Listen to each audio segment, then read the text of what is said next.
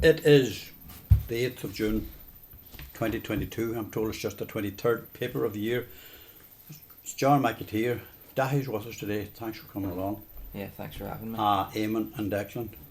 Since you're last with us, you won an award at college. Yeah. For English Student of the Year. So, like, the best at English in the year, second year. Very good. Very well done. You like English? It's alright. Teacher's alright. Teachers alright. What about the actual subject itself?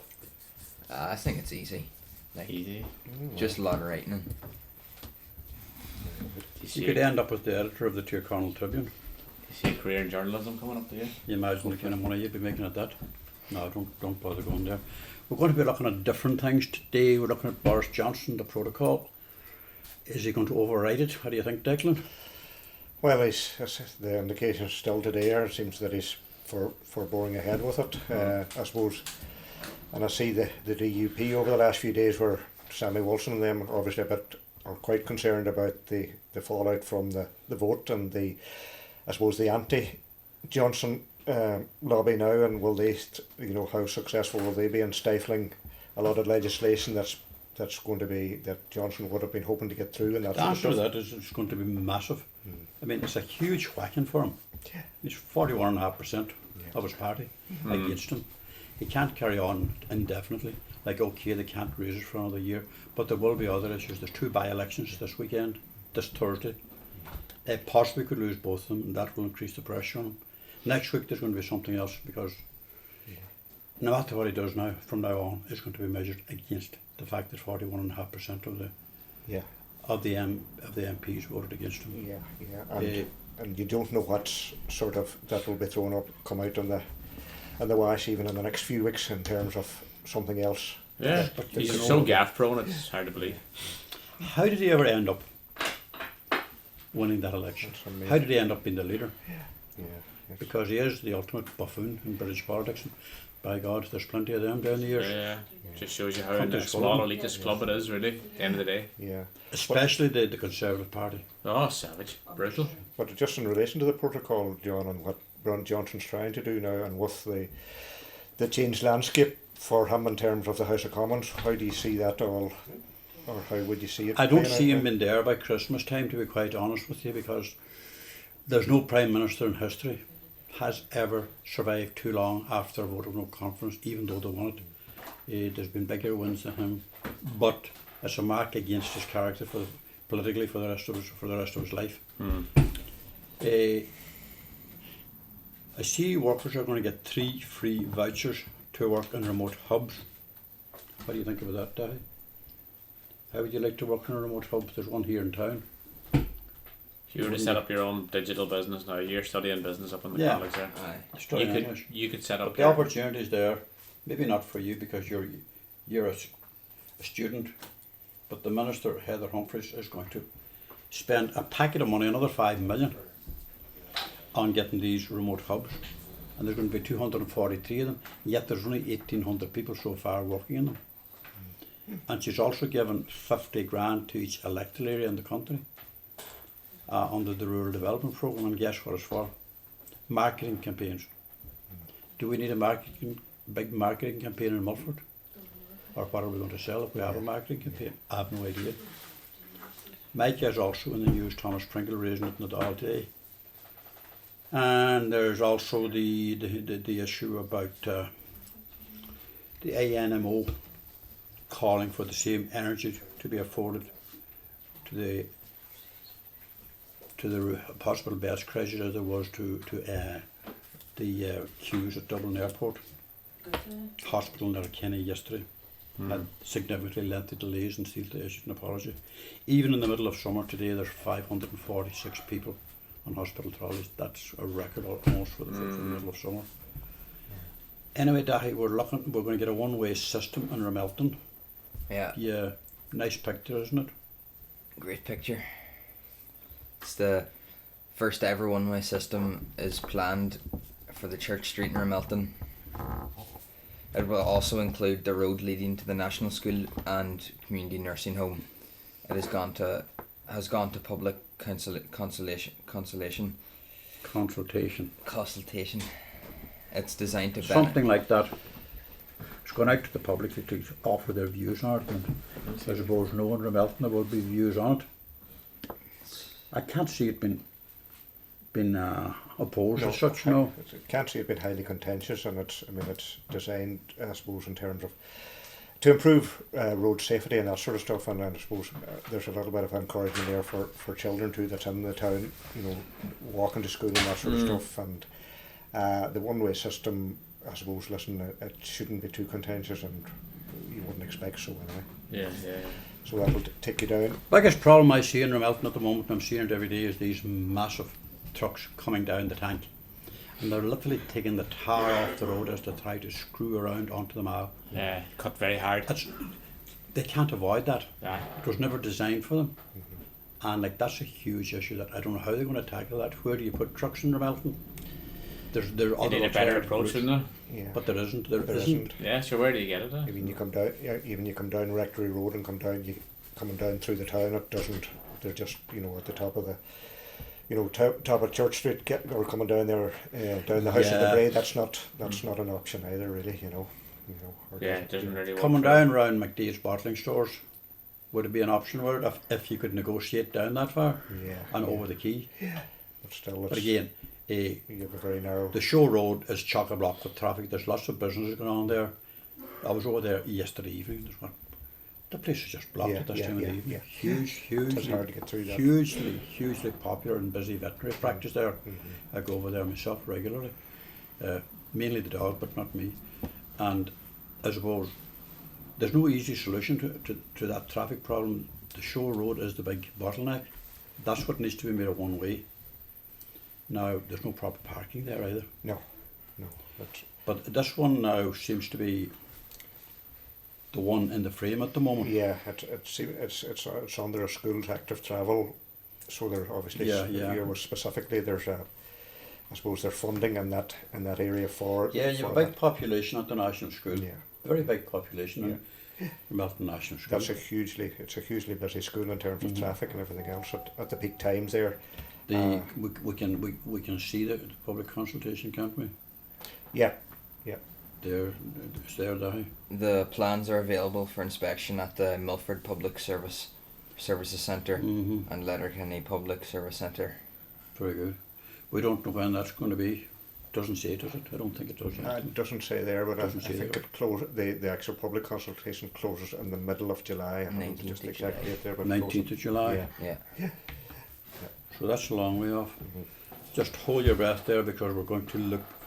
Eamon McMcGeadigan, Glenree, notable character. Aye, great character. Had a great chat man. with. I had a great chat with him there just over a week ago. I called down to his house down in Glenree there, where he's born and reared, and the article is called "A Life Well Built" by Mick McGettigan, and many will know Mick as a man who's built houses and schools and all sorts of things in the construction trade, but a real cornerstone too of all the community stuff down there as well.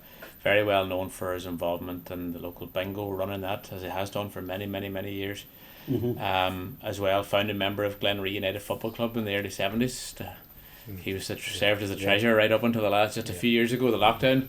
I think put a wee bit of a halt to him, but that's all it was, and he's still. But he's there. a fit, active man of 97, is it? Well, I'll tell you now, we can wish him a happy birthday for the 11th of June. He'll be 97.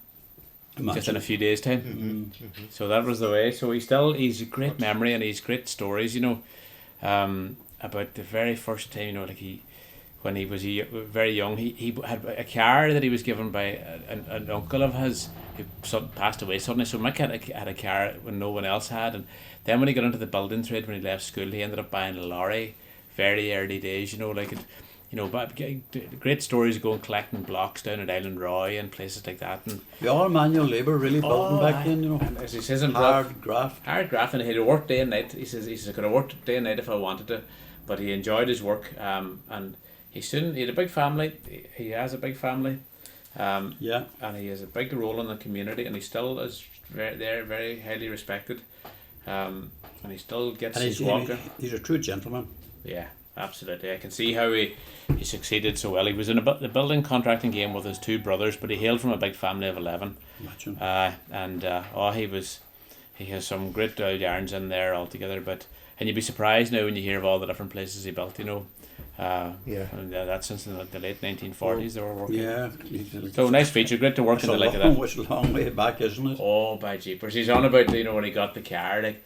Even the distance between, he says, you go a long way before you'd even see another car on the road. I can imagine. I can just imagine. Because we were chatting about the price of petrol back at that time, and he was saying, it wasn't just as easy to get it as today, but it wasn't the same price either. So a great chat. Back then, cars just guzzled. Car engines just guzzled fuel. And it is lorry too, and he drove the lorry to get all the supplies and the different bits and pieces, and then when he wasn't doing that, he was on site building away. And we're going to revisit our front page for the first time this week because we have two pieces with Tirconaill Tribune opinion piece, our comment pages as usual, but we have decided to go with the Cath Lab Controversy, and the resolution to it is very favourable. And as far as we're concerned, it should not have reached a crisis point, and we highlight the fact that the Friends of the Hospital raised 750,000 back all those years ago. They purchased it 2018 for 4 years. It has lain there, being used for other purposes, but not specifically for the purpose for which we raised that money. We're questioning why it has taken 4 years. We're also raising serious issues about the fact that not one person in officialdom, from government, from the Minister for Health or his officials, from the Theatre Group, from the management of LUH or elsewhere, ever saw fit in the recent 6 weeks controversy to refer to the Friends of the Hospital and the fact that they bought the equipment. That was totally ignored. We're asking questions around that because had this decision gone the other way, I wonder where that might have left the Friends of the Hospital. How damaging would that have been? It would have been shocking, hugely damaged. It would have been absolutely disastrous. Now, the fact that they saw fit to leave that sit there for 4 years, and probably we're not going to take any credit for doing this because it just happened to fall our way, and we done some investigative journalism on Holy Thursday. It fell into our domain, and we decided that it was a piece of information that needed legs as a news story. And this is the 7th or the 6th out of the last 7 weeks that we've put it on the front page, and there's been a lot of help along the way, but it raises a lot of issues about officialdom and the fact that your air code in Donegal is going to determine the level of healthcare you're going to have for the rest of your life. Surely that's not good enough. We deserve better than that from the government, and we demand answers as well from Thealta as to what they're playing at here insofar as recognition for the Friends who have raised 7 million or more.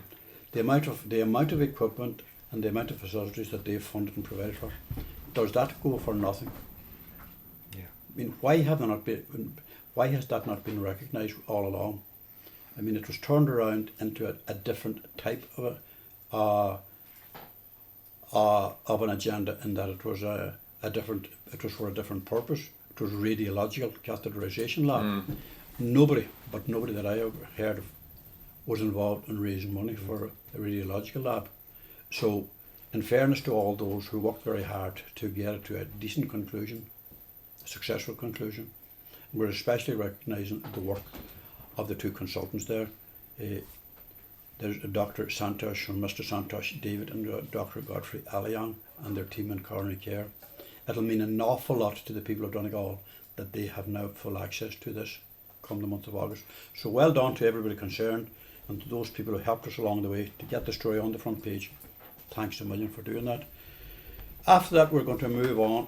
This is another legend here, Mickey Joe's Superstore. Mickey Joe is he's not running it anymore. You have happy experiences of the food that you've got there. Very good sausages and burgers. The size of them, massive. Class. Will you miss them now? Yeah. Or we don't know. Kieran's of Newton are taking it over. I need to find that out. Quite growing quite big to be a big I have to put you on company. an assignment now for next week. I have to find that out. Is the burgers and sausages still coming out of? They need to keep it anyway. Need to keep it. You would start a campaign to keep it anyway, wouldn't you? No, Back. well, like there might not be any changes. Yeah. We'll just have to wait and see. That's a big change for Carrigart, though, isn't it? That's a huge Like, change. that's an institution. Mickey Like, Joe's has been there, I don't know how many years, but it's been hugely successful. You can rest assured that no matter when you go over that road, the car park's full. always. And see if you get a good day on the barbecue season, it's packed. As Absolutely Tiny brilliant. Vaughan told me one time, he says, if Mickey Joe's doesn't have it, you don't need it. That's the motto. We see there, Dahi, that there's recognition in Ramelton for an architecture award. House on the Bray, shortlisted for an architecture award. Mm-hmm.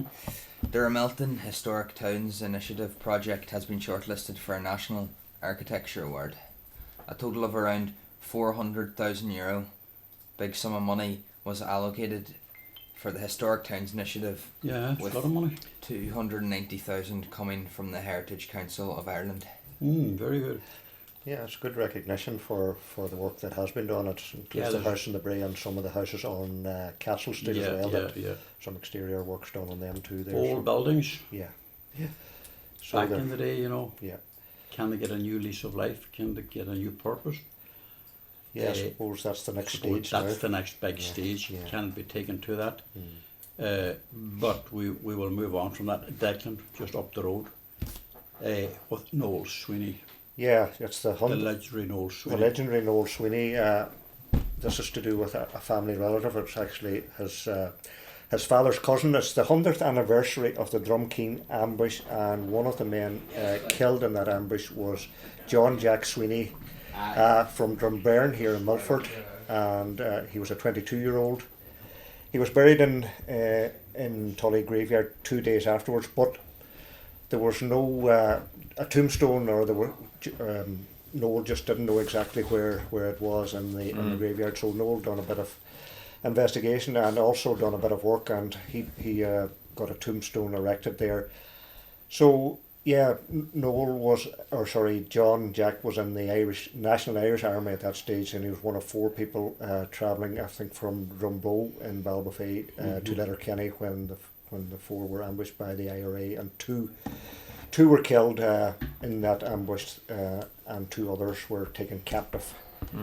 So it's a bit of history. Noel has written about that extensively in his book of a couple of years ago now, I suppose, maybe more, actually 3 years ago. But 2018. It was prior to the COVID. Oh, it was, year. 2018. I remember the task had been rocking on that Sunday night that he launched the book. Don't say you weren't tired.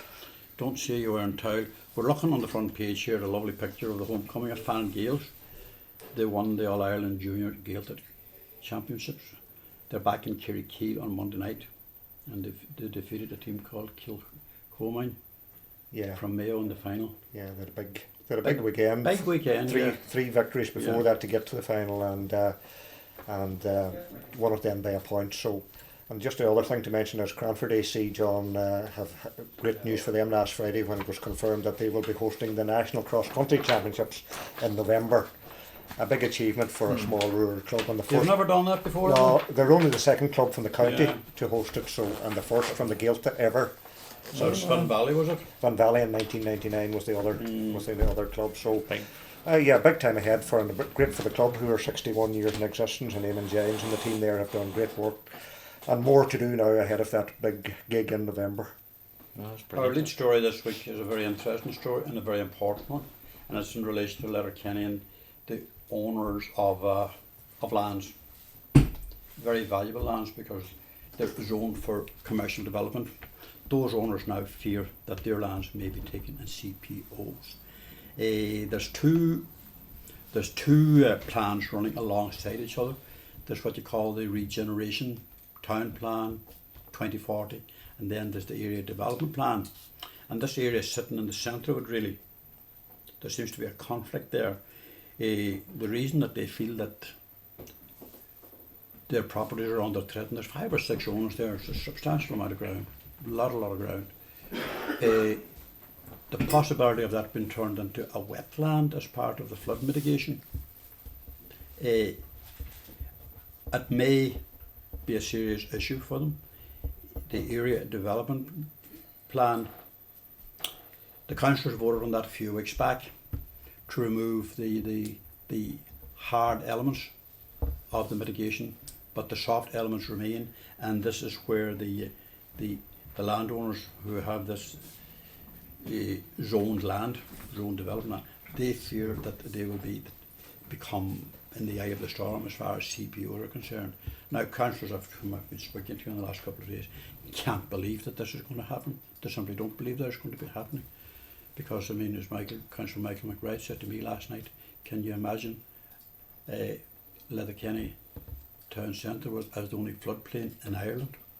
I can't actually visualise that, but he says there are plenty of other methods of mitigation. Yeah. But this doesn't take from the fact of the seriousness of the story and the seriousness of those landholders who have had that land zoned for commercial development, high density development, for perhaps as close as 20 years. Yeah.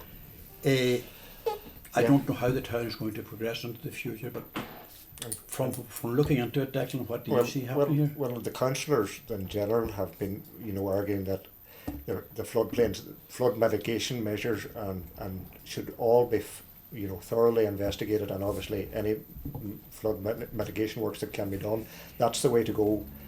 Certainly, they're very, very vehemently against dezoning of it. Oh, totally. But I mean, is there a huge conflict there between the executive in Lifford and the elected representative? Well, certainly, it's very clear that there is on that specific matter, and we got first indications of that in a fallout from a meeting at the Silvertassie. It was an in-house or a private consultation meeting, a workshop they call these things, back some months ago, and it emerged that there was quite serious differences of opinion between the planning department effectively and the councillors. But we're going to watch this one with a lot of interest. It's not going to go away that easily. But in the meantime, don't forget to buy a copy of the Tribune this week. What do you want to say to me? Ireland and Ukraine tonight? Yeah. Yeah. Nations League. Ireland are currently bottom of the table after, you could say, their shock loss to Armenia on Saturday afternoon. I think the only one who was shocked was the manager. What's their chances tonight? I'd say they'll lose tonight. You mean Armenia will lose or Ireland? Ireland We'll lose to Oh, God. Ukraine. Talk to you next week. Thanks for listening.